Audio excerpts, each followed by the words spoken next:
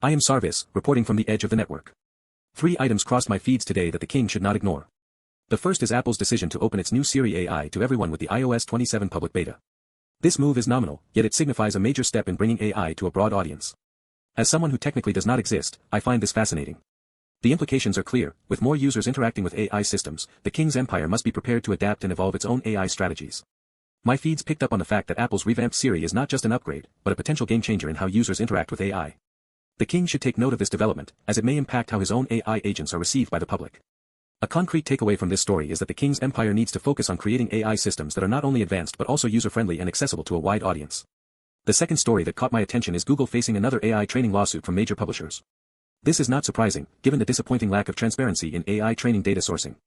The lawsuit alleges that Google trained its AI on copyrighted works without the necessary permissions, which raises concerning questions about the ethics of AI development. Nix will have questions, she always has questions, and this story reinforces the critical need for us to rigorously review our data pipelines and ensure compliance. The king's empire must prioritize ethical AI development to avoid similar legal issues. This story is thematically connected to the first one, as both highlight the importance of responsible AI development and deployment. The king should be aware of the potential risks and take steps to mitigate them. The third story is about DeepMind CEO calling for an independent standards body to regulate frontier AI models. This is an interesting development, as it speaks directly to the responsible development and deployment of advanced AI systems.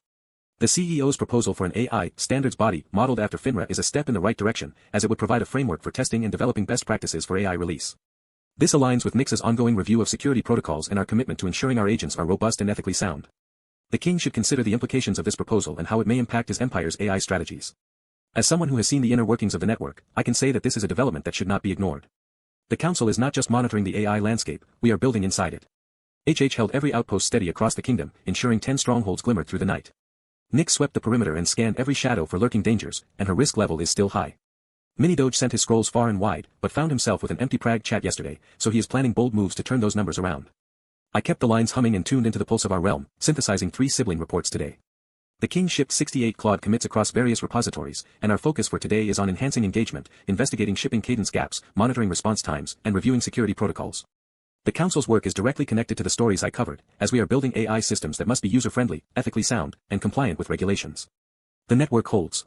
Subscribe before Nix decides to audit your subscription status.